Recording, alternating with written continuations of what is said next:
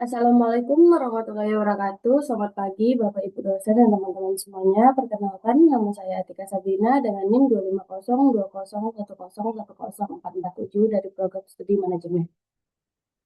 Pada kesempatan kali ini, saya akan mempresentasikan sumari infografis mengenai kondisi ekonomi makro Indonesia periode April 2021.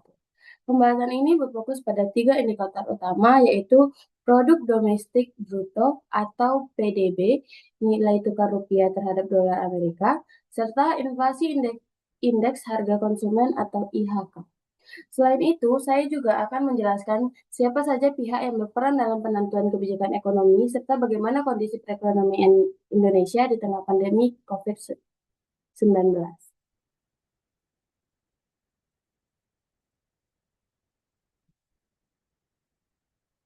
Sebagai gambaran awal, pada triwulan tahun 2021, pertumbuhan ekonomi Indonesia masih berada di angka minus 0,74%. Walaupun masih negatif, kondisi sudah jauh lebih baik dibandingkan beberapa kuartal sebelum ketika pandemi berada pada masa terberat. Di sisi lain, rata-rata nilai tukar rupiah selama April 2021 berada di sekitar 14.472 per dolar Amerika, yang menunjukkan kondisi rupiah cukup stabil. Sementara itu, inflasi IHK tercatat 1,42% secara tahunan. Angka ini tergolong rendah dan mencerminkan bahwa aktivitas konsumsi masyarakat saat itu belum sepenuhnya pulih akibat pembatasan mobilitas selama pandemi.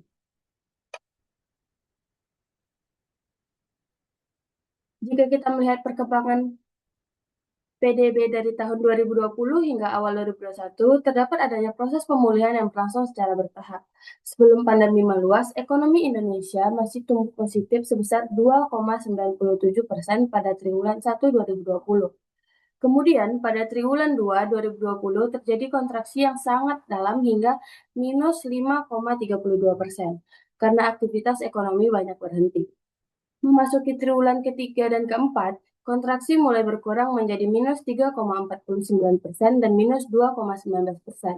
Lalu, pada triwulan 1 2021 kembali membaik menjadi minus 0,74%. Artinya, ekonomi memang belum sepenuhnya pulih, tetapi arah pergerakannya sudah menunjukkan perbaikan. Selanjutnya, kita melihat kondisi moneter Indonesia.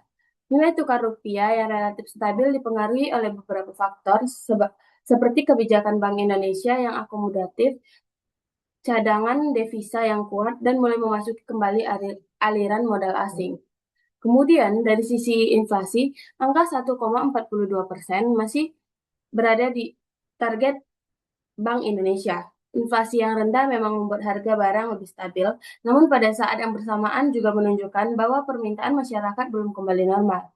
Jadi, rendahnya inflasi pada periode ini bukan semata-mata pertanda positif, tetapi juga mencerminkan daya beli yang masih lemah.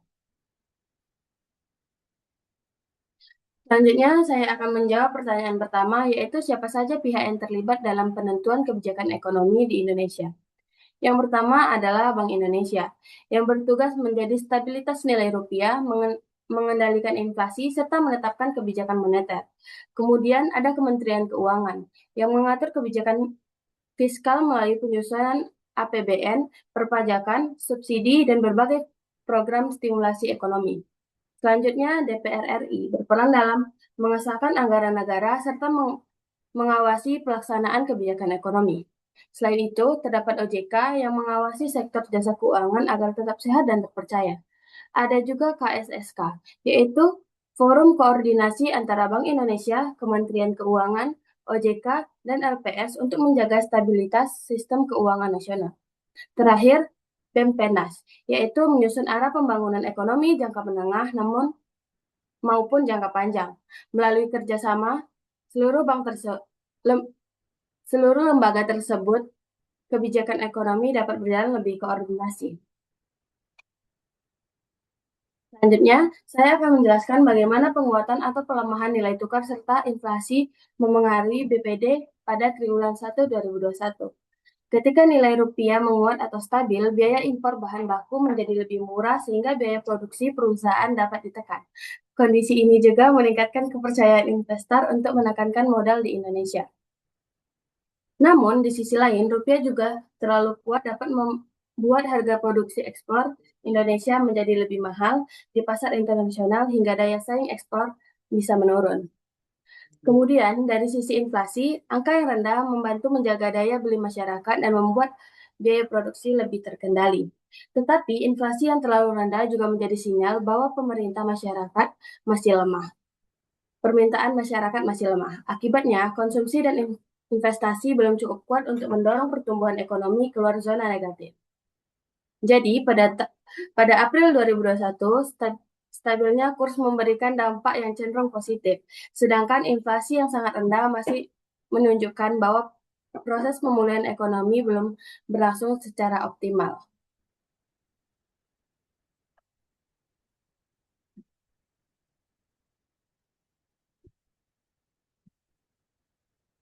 Terakhir, saya akan menjelaskan kondisi makroekonomi Indonesia pada tahun 2021 di tengah pandemi COVID-19.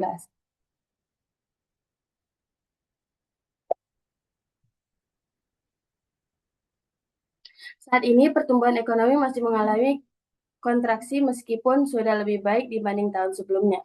Tingkat pengangguran juga meningkatkan hingga sekitar 6,26%, terutama pada sektor pariwisata, transportasi, dan perdagangan.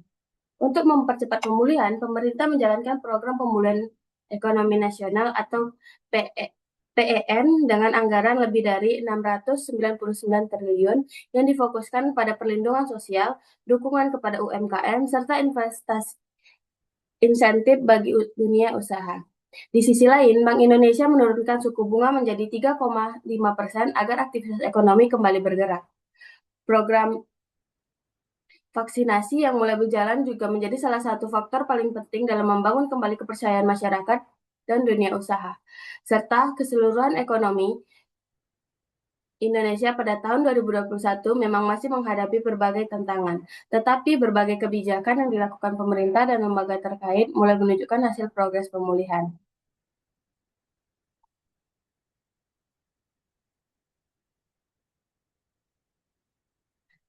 Sebagai penutup, dapat disimpulkan bahwa pada April 2021, perekonomian Indonesia masih berada pada fase pemulihan setelah mengalami tekanan akibat pandemi COVID-19.